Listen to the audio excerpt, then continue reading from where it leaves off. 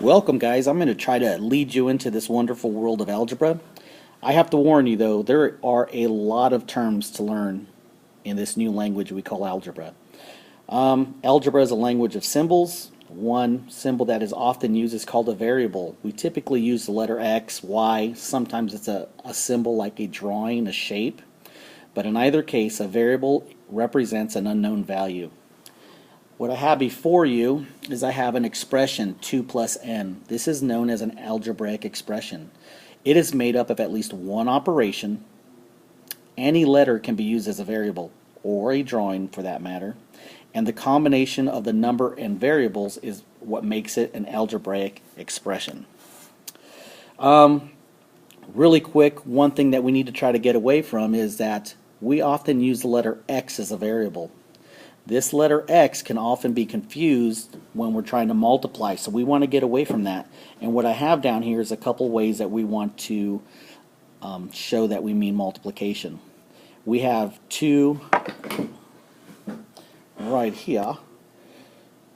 In this one right here, we have 2 times 3. Notice that it's represented with this little multiplication symbol there.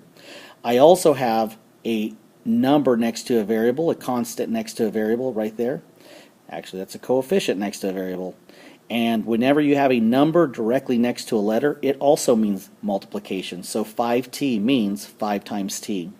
Here I have 2 variables, and as you can see, they're right next to each other with no symbols. That also means the variable s times the variable t. I just want you to get used to the different ways that we can show multiplication. A common thing that we do for variables is we use the first letter of whatever it is we're trying to represent. If I'm talking about boys, I might use B. If I'm talking about girls, I might use G. So that's the idea when it comes to variables. So the thing that I want to do, or the thing that we're tasked to do, is we're going to go ahead and solve algebraic expressions. Typically, you won't see solve. You'll see this word that's highlighted in front of you called evaluate. Whenever you see the word evaluate, we're talking about going through the problem, solving it, and putting it in its most basic form. So here I have a problem that says evaluate 16 plus b if b equals 25. Remember, evaluate just means solve it. So the first thing I want to do is I want to go ahead and replace the b with 25. And you can kind of see that in red. I go ahead and replace it. Second thing I want to take care of is I just want to go ahead and combine my terms now. I have 16 plus 25, and that gives me 41. That is what we do when we evaluate an algebraic expression. Here I have another example for you. It says evaluate x minus y if x equals 64 and y equals 27. It looks a little strange. We have some numbers we're going to try to solve in math, but not a problem. First thing I want to do is I want to go ahead and replace the x with 64 and the y with 27, because those are the values for those variables.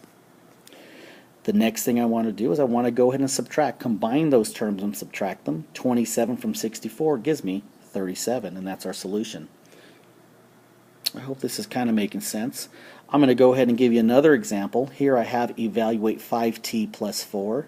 Now the first thing I probably need to mention is we have to remember that whenever we have this scenario going on right there with a number with a letter, and I'll go ahead and use some algebra terms, that's called a coefficient with a variable. It's directly side by side. That means we have multiplication going on. So here I have 5 times t plus 4. I want to go ahead and replace the t with 3 because that's the value for the variable.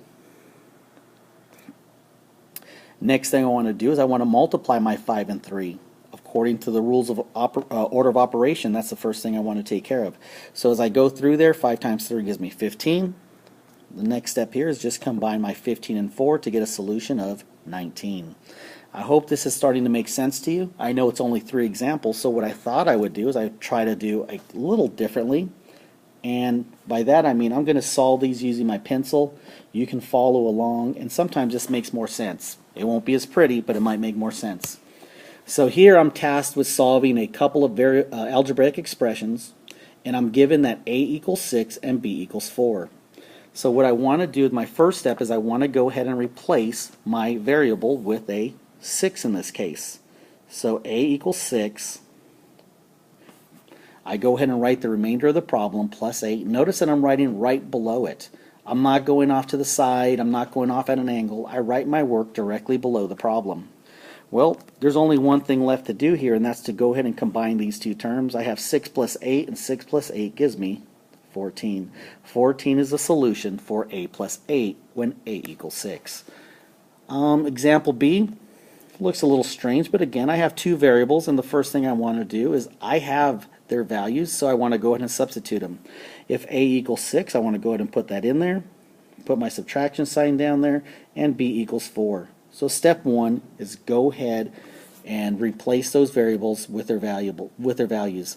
I want to go ahead and combine these two terms here. 6 minus 4 is going to give me 2, and my solution for a minus b is going to be 2 when a equals 6 and b equals 4. The next thing I'm going to ask for you guys to do is I have two examples left for you to do, and I'd like for you to take care of these on your own. Keep in mind what happens right here. I won't give you any more clues, but I want you to be aware of that there. And this was my first video lesson using this program. It's 6 minutes long. You can rewind it, you can pause it, you can throw bubble gum at it, you can do whatever you want. I hope this helps you, and let me know what you think. Thanks.